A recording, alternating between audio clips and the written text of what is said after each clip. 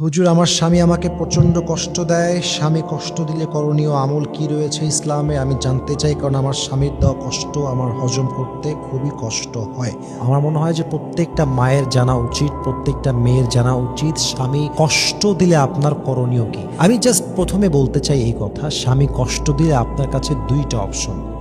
নিজের মনকে প্রশ্ন করবেন, স্বামীর ঘর ছেড়ে অন্য কোথাও যাওয়ার জায়গা কি আমার আছে কিনা, স্বামীর সংসার ছেড়ে অন্য কোনো সংসারে যাওয়ার মতো মনোমানসিকতা আমার আছে কিনা, স্বামী ছাড়া সেকেন্ড কোনো অপশন আমার কাছে আছে কিনা। যদি মন বলে যে না, স্বামী ছাড়া যাওয়ার মতো কোনো জায়গা নেই, স্বামী আপন, স্বামী সব, সংসারই সব, এসেছি লাল শাড়িতে, যদি এই বাড়ি ছাড়তেই হয়, বিদায় যদি নিতেই হয়, সেদিন বিদায় নিব যেদিন আমি লাল শাড়ি নয়, যেদিন আমি সাদা কাফনের কাপড়ে প্যাকেট হব। Before that I will never leave this house. আমি ছাড়বো না এই সংসার, এই বাড়ি আমি ছাড়বো না। যদি এটা হয় আপনার উত্তর, তাহলে মনকে বুঝতেন যেহেতু যাওয়ার কোনো জায়গা নেই, পরিবেশ পরিস্থিতি যাই হোক না কেন আমাকে অ্যাডজাস্ট করতে হবে, কষ্ট যতই হোক না কেন আমাকে হজম করতে হবে। স্বামী আমাকে ভালোবাসুক কিংবা গালি দিক, এটা আমার স্বামী, এটা আমাকে টলারেট করতে হবে, এটা আমাকে অ্যাকসেপ্ট করতে হবে। যত যাই হোক আমার ভেঙে পড়লে চলবে না, আমাকে শক্ত হতে হবে। দেখবেন এটা যদি হয় আপনার মনোমানসিকতা, তাহলে আপনার সংসার জীবনে আপনাকে সুখী করবে একজন, তিনি কে? আর যদি মন বলে না আমার কাছে অনেক অপশন আছে, যাওয়ার মতো অনেক জায়গা আছে, স্বামী কষ্টে সাথে কী হয়েছে, বাপের বাড়ি যাবো, ওখানে গিয়ে থাকবো, এই চিন্তা দিয়ে সংসার হয় না। চিন্তা যখন এরকম হবে যে আমার স্বামী আপন, স্বামী সেরা, স্বামী সব, সংসারী সব, আসলে যদি আপনি একটু গভীরভাবে চিন্তা করেন দেখবেন যে আপনি আপনার মায়ের বাসায় থাকলেও কিন্তু ঝগড়া হয়, মায়ের সঙ্গেও ঝগড়া হয়। অনেক মেয়ের তো এমন আছে মায়ের সঙ্গে সকালে ঝগড়া, রাতে মিল, রাতে ঝগড়া, দিনে মিল। তো মায়ের সঙ্গে থাকলেও ঝগড়া হয়, শাশুড়ির সঙ্গে থাকলেও ঝগড়া হয়, মায়ের বাড়ি থাকলেও ঝগড়া হয়, স্বামীর বাড়ি থাকলেও ঝগড়া হয়। আপনি যদি অ্যাডজাস্ট করতে পারেন, নিজেকে মানাতে পারেন, দেখবেন যে পরিস্থিতি আগের চাইতে অনেক বেশি সহজ হয়ে যাবে। আল্লাহ প্রিয় মা বোনদেরকে বোঝার তৌফিক দান করুক, পড়েন সবাই আমিন।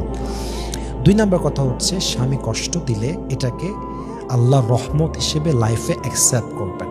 কারণ আল্লাহ যখন কাউকে তার আপন বানাতে চায়, আপন বান্দা বানাতে চায়, সবচেয়ে কাছের বান্দা বানাতে চায়, আল্লাহ তখন তাকে বিভিন্নভাবে কষ্ট দেয়। আপনার স্বামী যখন আপনাকে কষ্ট দিবে, এটাকে আল্লাহর রহমত হিসেবে অ্যাকসেপ্ট করবেন। কারণ স্বামী যখন আঘাত করে, স্বামী যখন কষ্ট দেয়, তখন একজন নারী বুঝতে পারে যে আমার আপন বলতে পৃথিবীতে কেউ নেই, বাবা নেই, মা নেই, ভাই নেই, স্বামী নেই, সন্তান নেই, আমার আপন শুধুমাত্র এক সত্তা। বলেন সবাই, তিনি কে?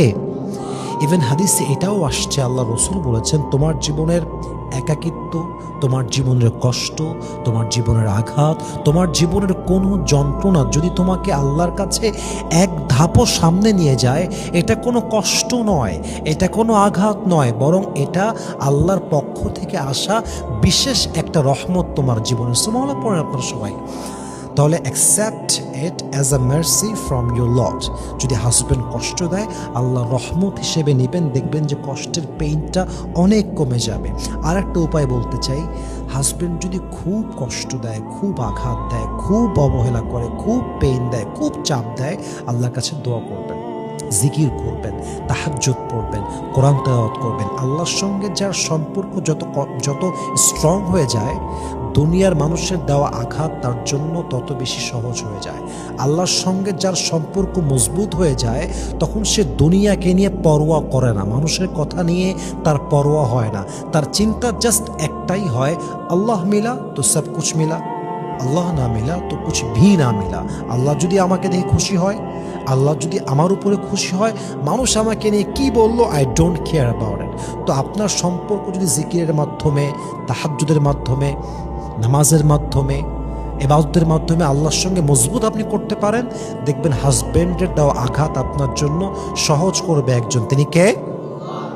সর্বশেষ একটা সত্য কথা বলে শেষ করতে চাই প্রিয় বোন আমার, এই যুগে যেই মেয়ের রূপ সুন্দর নয়, এই যুগে যেই মেয়ের বাপের টাকা নেই, এই যুগে যেই মেয়ে ওয়েল কোয়ালিফাইড নয়, এই যুগে যেই মেয়ে যোগ্যতা সম্পন্ন নয়, এবং যদি আরেকটু কড়া ভাষায় বলি, এই যুগে যেই মেয়ের গায়ের চামড়ার রং ফর্সা নয়, এই মেয়ে ছাড়া সাধারণ মেয়ে যার বাবার টাকা কম, যার যোগ্যতা কম, তার চেহারা দেখতে হালকা সুন্দর, বেশি সুন্দর না, শ্যাম বর্ণের, এরকম মেয়ে যদি স্বামীর খেদমত করতে করতে জীবনটাও দিয়ে দেয়, কষ্ট করতে করতে কলিজাও ছিঁড়ে দিয়ে দেয়, এমনও অনেক বেঈমান স্বামী আছে ঘুরেও তাকাতে চায় না। ঠিক কিনা বলেন আপনারা সবাই?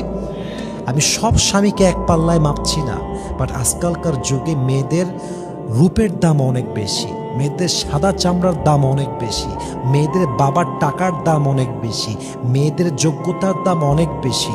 এবং আমি প্রত্যেকটা মেয়েকে বলবো, স্বামীর খেদমত মন থেকে করবেন, আমার কোনো অবজেকশন নাই। স্বামীর ঘরে মন দিবেন, আমার কোনো অবজেকশন নেই, বরং এটা আমার সাজেশন যে মনোযোগ দেন, খেদমত করেন, বাট পাশাপাশি নিজের রূপের চর্চা করেন, নিজেকে সুন্দর রাখেন, ওয়েল কোয়ালিফাইড হন, যোগ্যতা সম্পন্ন হন, শিক্ষিতা হন।